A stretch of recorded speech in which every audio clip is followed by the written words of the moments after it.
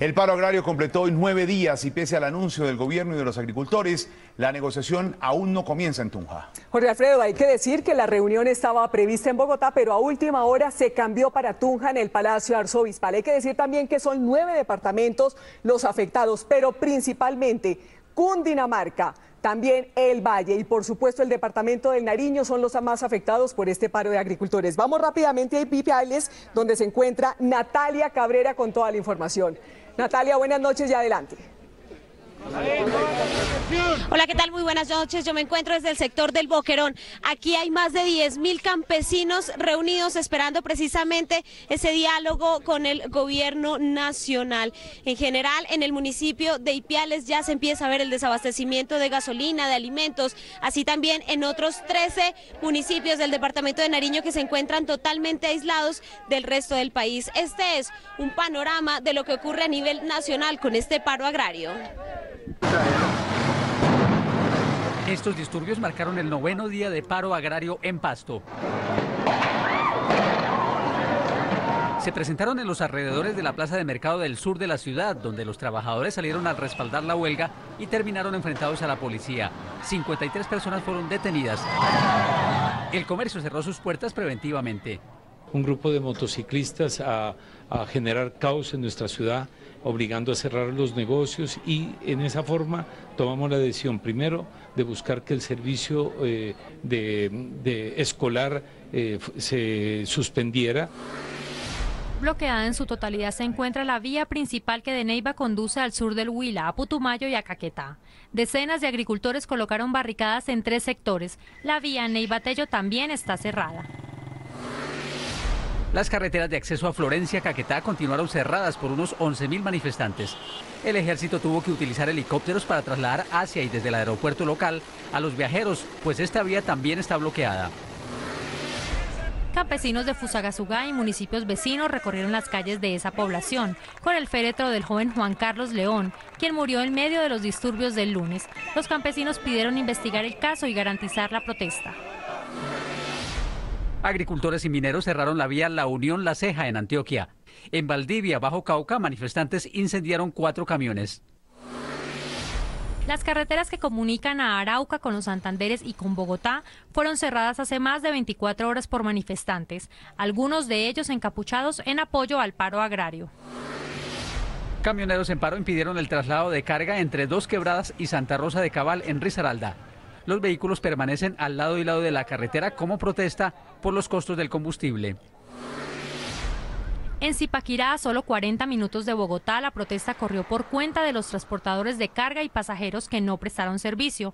Estos últimos por temor a ser atacados, como les ocurrió a varios camioneros. Miles de trabajadores y estudiantes que diariamente se desplazan a la capital se vieron perjudicados. Una batalla campal se vivió frente a la Universidad del Valle, en Cali. Jóvenes que cubrían sus rostros se enfrentaron a la policía por varias horas. 2 de los manifestantes resultaron heridos, al igual que 2 policías. Yo me encuentro con los papicultores de Nariño. Ellos están denunciando que para ellos trabajar en este momento con los insumos a precios elevados es trabajar a pérdida. Por eso aseguran que les sale mejor, es rentable para ellos comprar los insumos agrarios en Ecuador y no aquí en Colombia. Para los campesinos de Nariño, producir papa ya no es un negocio. En su cultivo del municipio de Ipiales, Héctor Bolívar nos cuenta que trabaja a pérdida. Yo creo que para producir una carga de papas nosotros estamos invirtiendo más de 60 o 70 mil pesos y estamos vendiendo nosotros a 20 mil pesos carga. Dice que por vivir en la frontera con Ecuador se beneficia de los subsidios que les da el gobierno de Rafael Correa a los agricultores del vecino país. Y gracias a Dios. Estamos con los amigos, vecinos aquí juntico al Ecuador, donde prácticamente nosotros utilizamos todos los insumos y el abono del Ecuador. El representante del gremio papicultor en Nariño, Segundo Pantoja, revela cifras de la crisis del sector. Nosotros para producir más o menos 1 hectárea de papa gastamos entre 7 y 8 millones de pesos y de acuerdo a la producción que tenemos ahorita y con los precios que tenemos a nivel nacional, estamos más o menos recolectando menos de la mitad de lo que invertimos en este producto. Los cultivadores dicen que los tratados de libre comercio aumentaron en los últimos años su crisis. Así como los paperos, el sector de los lecheros también han denunciado que están trabajando a pérdida. En Nariño son más de 80.000 las familias que viven de la ganadería. En Túquerres en las próximas horas se espera un cacerolazo, en Ipiales será mañana y en la mayoría de estos municipios se han suspendido las clases debido a la situación que se vive en el sur del país. Yo me encuentro desde el Boquerón, en la frontera con el Ecuador. Natalia Cabrera, Noticias Caracol. Complicada la situación en Nariño. Natalia, muchas gracias. Información en vivo. Y cientos de personas se reúnen a esta hora en la Plaza de Bolívar de Bogotá en respaldo al paro de los campesinos. Ahí está César Chaparro. César, adelante, ¿qué está pasando? Jorge Alfredo, muy buenas noches. Pues cerca de 1000 personas se reunieron inicialmente en la calle 85 con carrera 15. A medida que iba pasando las horas, armados con pitos, cacerolas, pancartas y ruanas, las personas iban caminando hacia el centro de la capital del país. Las marchas avanzaron por toda la carrera séptima hasta llegar aquí a la Plaza de Bolívar. Fueron tomas pacíficas de los semáforos mientras se ponían en rojo para llamar a la atención de la gente que pasaba en ese momento. A medida que iba avanzando la marcha por la carrera séptima hacia la calle 34, iba aumentando el número de manifestantes de todas las edades. Llegaron ya varios de ellos aquí a la Plaza de Bolívar, donde se espera se concentren por lo menos 3.000 personas. La información que se registra aquí es de la Plaza de Bolívar, del centro de la capital del país. César Chaparro Pinzón, Noticias Caracol. César, gracias. Información desde la Plaza de Bolívar. Y luego de que el presidente Santos reconociera que varios de los reclamos de los campesinos son justos, el gobierno nacional anunció que ampliará la partida presupuestal prevista para el sector agrario en el 2014. Tenemos un escenario natural para dar esa discusión, que es el Congreso de la República, donde en este momento se tramita la ley de presupuesto para el año 2014, y allá recibiremos todos estos insumos para ver cómo reforzamos los recursos con los que va a contar el agro colombiano el próximo año. Y como si esto fuera poco, varias organizaciones sindicales del país llamaron a sus afiliados a un paro nacional para el próximo jueves como apoyo al paro agrario. Sin embargo, el propósito es que cada sindicato aproveche la movilización para recordarle al gobierno sus peticiones laborales. Para exigirle al presidente de la República que responda de forma eficaz al pliego de peticiones presentado por el sector agropecuario, por el sector minero energético, por el sector salud y por el sector educación. Pero surge una pregunta, ¿quién está detrás de estas movilizaciones? ¿Cómo se logró el apoyo en poco tiempo? Pues Noticias Caracol habló con dos de sus facilitadores en Bogotá y Cundinamarca. Bastó con que en Tunja los trastos de la cocina se hicieran oír el domingo pasado para que en menos de 24 horas en otras 22 ciudades pasara lo mismo. Desde Bogotá, el periódico El Macarenazo y 10 personas empezaron a seguir una iniciativa sin líder ni dueño, pero con propósito. Guillermo Castro fue uno de los primeros y lo encontramos a través de la red. Iniciamos 10 personas, pasamos a ser 100, 300 y hasta ayer eran 30.000 por lo menos las que habían visto los eventos en las redes sociales.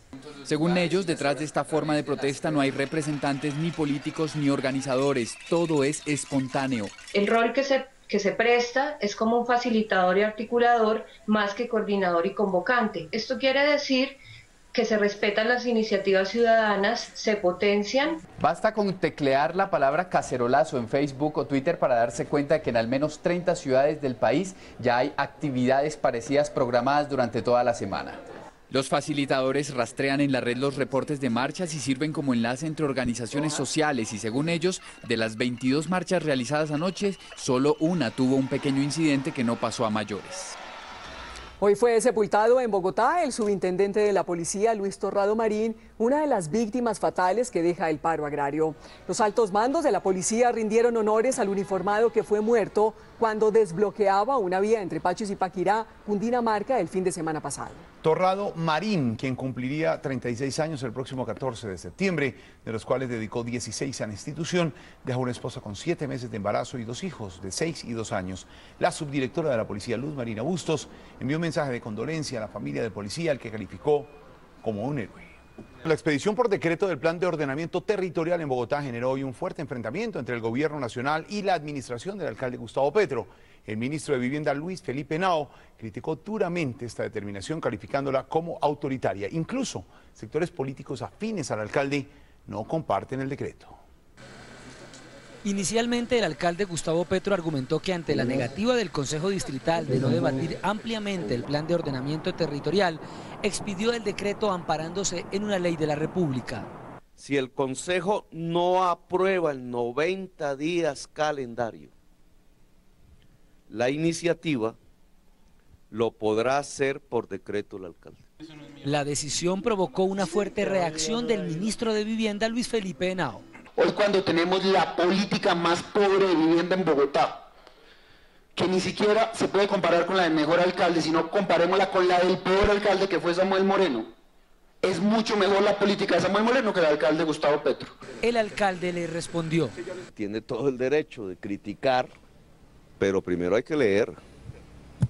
Y sobre la lectura, saber dónde están los puntos de cualquier conflicto. Me pareció una actitud acalorada.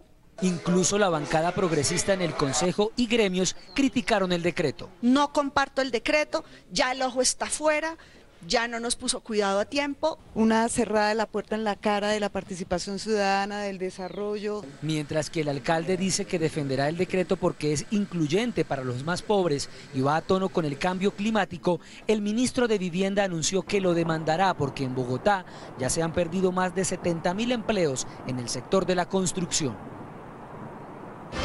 Esta es una noticia en desarrollo de Noticias Caracol. 7 meses después de haber sido secuestrado por el ELN, el ciudadano canadiense Gernot Wover fue liberado hoy por ese grupo guerrillero. El contratista fue entregado a delegados del Comité Internacional de la Cruz Roja. Vamos en vivo a Barrancabermeja, allí está Jenny Navarro. ¿En qué punto exacto fue liberado el ciudadano canadiense? Jenny.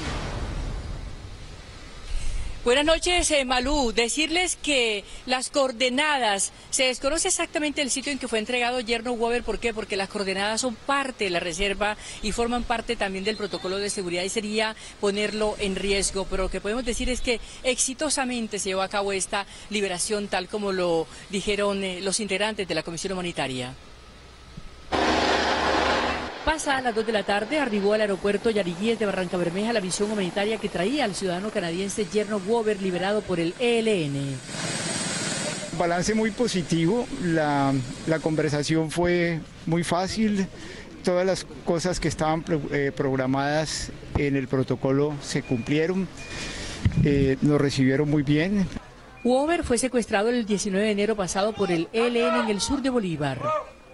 Fui testigo de su despedida de cada uno de los del grupo y del comandante, y también como ellos le pidieron pues excusas, perdón por el daño que le hayan causado. Antes de la liberación del ciudadano canadiense, el máximo comandante del ELN, Nicolás Rodríguez Bautista, alias Gavino, se refirió a las intenciones de paz de ese grupo guerrillero. Esperamos que este esfuerzo contribuya a un sano intercambio y aporte por la paz de Colombia. Ya en Bogotá, Gernot Wover fue entregado por los delegados del CICR a una comisión diplomática del gobierno canadiense que no permitió que el recién liberado fuera abordado por los medios. Y otra de las, de las propuestas de alias Gavino en este video que fue colgado precisamente hoy el día de la liberación de Gernot Wover es que se conformará una especie de movimiento nacional por la paz. Me despido desde la ciudad petrolera de Colombia, Barrancabermeja. Jenny Navarro, Noticias Caracol. Jenny, gracias por su información. En contraste con esta historia de libertad, la policía reveló el infame crimen de un universitario secuestrado. Según las autoridades, el hecho fue cometido por las FARC. La madre del joven hizo un angustioso llamado. En esta vivienda, ubicada en el este de Villavicencio, fue hallado el cuerpo sin vida del universitario Edson Páez Serna, quien había sido secuestrado el 1 de septiembre del año 2011. El general Humberto Guatibonza, director antisecuestro y extorsión de la policía, culpó a la guerrilla del secuestro y asesinato. Fue el Frente 53 de las FARC, ellos fueron los que cobraron el dinero. En medio de su dolor, los familiares del joven pidieron al gobierno que le exija a las FARC la liberación de las demás personas que se encuentran secuestradas. Le pido encarecidamente al presidente que, así como le pide al ELN que liberen inmediatamente a los secuestrados que ellos tienen en su poder, entonces que asimismo exija la libertad inmediata de todos los demás secuestrados que tiene la guerrilla en este momento. Las autoridades locales repudiaron el hecho y le hicieron un llamado a las FARC. Lo menos que podemos pedir desde la capital del Meta es que la guerrilla ponga la cara desde La Habana y le pida perdón a esta familia. Según la policía, alias El Zarco, comandante del Frente 53 de las FARC, exigía 10.000 millones de pesos para liberar a este joven universitario. Esto es lo último de Noticias Caracol. Y volvemos con la noticia con la que iniciamos esta emisión. Hay toque de queda a esta hora en Facatativá, escenario de graves disturbios registrados esta tarde. Aquí vemos, este es el momento en que un grupo de jóvenes que protestaba por la detención de 15 personas que el sábado pasado se enfrentó a la policía. Los manifestantes incendiaron llantas y mantienen bloqueada la vía que conduce de Bogotá a Medellín. A través de un decreto, el alcalde de Facatativá, Orlando Buitrago, decretó el toque de queda hasta la madrugada de mañana y suspendió la jornada escolar para la tarde y la mañana. Soldados y policías llegaron a la población como refuerzo para retomar el control. Y esta es una buena noticia. Desde hace un año un músico forma niños en la música clásica. Decenas de jovencitos de Valledupar pasaron de la caja, la guacharaca y el acordeón a otros instrumentos en la Orquesta Sinfónica de la ciudad. Está la gente que le pone el alma y hace la diferencia. En Caracol y Bancolombia más cerca. Haciendo la diferencia. En Valledupar, la capital mundial del vallenato, 80 jóvenes dedican 8 horas semanales a las clases que imparte el licenciado en música Diego Rivero, quien dirige la Orquesta Sinfónica de Valledupar desde hace un año.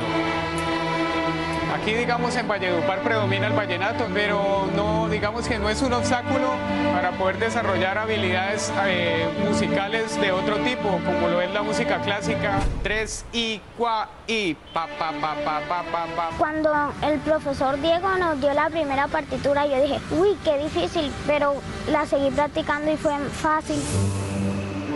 Este grupo está conformado por músicos de 7 años de edad en adelante que le ponen el alma a leer partituras e interpretar con precisión instrumentos como el violín, la viola, el cello y el contrabajo. La afinación del instrumento nos ayuda para adaptar el oído y tener una voz más agradable.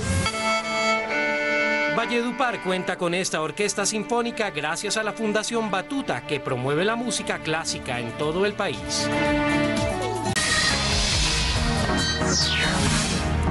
Aquí va el código. Un artista callejero se inspiró en el alcalde Petro. Vean estas imágenes en una serie de pinturas. El artista refleja lo que según él es la situación que el alcalde ha tenido que vivir como mandatario. En algunos cuadros se evidencian los problemas de corrupción, donde Petro tipifica a una persona transparente, una esperanza para la ciudad. En otros, el alcalde es rescatado del infierno, donde están representados sus problemas de salud. El artista busca una cita con el alcalde para entregárselas. El paro también alteró la agenda del presidente Santos por cuenta de la reunión con los paperos en Tunja. No alcanzó a llegar a una cumbre con el empresario mexicano José Antonio Fernández Carvajal, presidente de FEMSA Coca-Cola, que se encontraba en el país para inaugurar la planta más grande del mundo en Tocancipá. Al ministro de Hacienda, Mauricio Cárdenas, le tocó poner el pecho. Hoy además quedó aplazada la presentación en sociedad de la Fundación Buen Gobierno que liderarán el exministro Germán Vargas Lleras y el exsecretario Juan Mesa. El domingo pasado, el Premio Nobel de Literatura Mario Vargas Llosa escribió en El País de España una columna sobre la serie de Escobar, El Patrón del Mal. Vargas Llosa confesó que se vio los 74 capítulos y elogió la historia, la producción y la impecable actuación de Andrés Parra. Que un Premio Nobel de Literatura hable de uno, le eche flores pero se equivoque con el nombre, eso sí que es mala suerte. Pues eso le pasó a Andrés Parra porque Vargas Llosa le puso Ángel Parra. El actor por Twitter le respondió y dijo lo siguiente: yo quiero mucho a Vargas Llosa, así me haya cambiado el nombre, Ángel Parra, Vargas Llosa Style. La versión en internet ya está corregida. Y el recomendado de Código, el Wine and Food Festival, que comienza mañana. Es un festival que reúne a los mejores chefs del mundo y por primera vez cuenta con una muestra gastronómica de nuestros más destacados talentos y un recorrido por los sabores de Colombia. Hasta aquí el Código Caracol.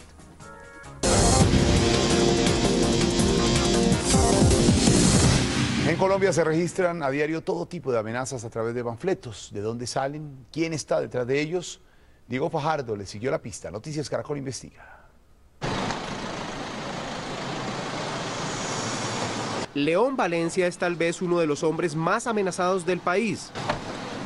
Hace pocos días regresó a Colombia, luego de un forzoso exilio ante una grave amenaza de muerte. Pues que había un grupo aquí de sicarios encabezados por alias Morroncho, que era una gente que venía de La Guajira y que venía con el propósito de atentar contra nosotros. Las amenazas no son nuevas para León, pues hace 18 años convive con extremas medidas de seguridad. Eso es terrible. Muchas de esas amenazas, dice, han llegado a través de panfletos. Desde siempre ha habido una constante alusión en panfletos a la actividad que hacemos con nombre propio. El de León es tan solo uno de los tantos casos de colombianos amenazados a través de panfletos, una tenebrosa modalidad utilizada para crear miedo y zozobra. La pregunta que muchos se hacen es: ¿quién investiga estos panfletos? ¿Quién está detrás de ellos? ¿Son verdaderos o son falsos? Decidimos investigar. Si me la andan, les quedan, ustedes salen para la calle. Andrés Villamizar es el director de la Unidad Nacional de Protección. Sobre sus hombros recae la responsabilidad de proteger a 8.000 personas amenazadas en Colombia. A su oficina llegan mensualmente 1.200 solicitudes de protección. Entre 30 a 35% de las amenazas que reportan las personas a la unidad cuando nos piden protección están acompañadas de algún tipo de panfleto o de sufragio o de escrito amenazante. Panfletos que son analizados con lupa, dice, para establecer su origen y autenticidad. Cerca de un 70 o 80% de estos panfletos que circulan son apócrifos, pero por supuesto cualquier panfleto lo tomamos como cierto hasta que se logre desvirtuar la amenaza. Y ese es el gran reto, saber cuáles son ciertos y cuáles no. Un ejemplo: hace poco el presidente Santos reveló un supuesto panfleto de las FARC con amenazas a varios sindicalistas. Donde llegue a ser cierto esto y lo ejecuten, podría poner en peligro el proceso de paz. Al otro día las FARC desmintieron la autoría del panfleto, pero hay algo más perverso en esta actividad criminal: las autoamenazas. Donde las propias personas envían a sí mismos panfletos, o bien para recibir protección, o bien para que no les sea retirada la protección que ya tienen. Protección que tiene costos millonarios, pues escuchen bien esta cifra. Cuidar a los 8.000 amenazados le cuesta este año al gobierno 315.000 millones de pesos. Plata que, según el analista Jairo Libreros, podría tener otro destino. Si nosotros destináramos ese dinero a medidas de prevención, de seguridad pública en las calles, muy seguramente nuestros niveles de seguridad serían superiores a los que tenemos. De los 27.000 casos denunciados este año por amenazas, la Fiscalía actualmente investiga 16.000. Las restantes denuncias fueron archivadas o desechadas. El Código Penal castiga las amenazas con penas que van entre los 4 a 8 años de cárcel. Diego Fajardo, Noticias Caracol.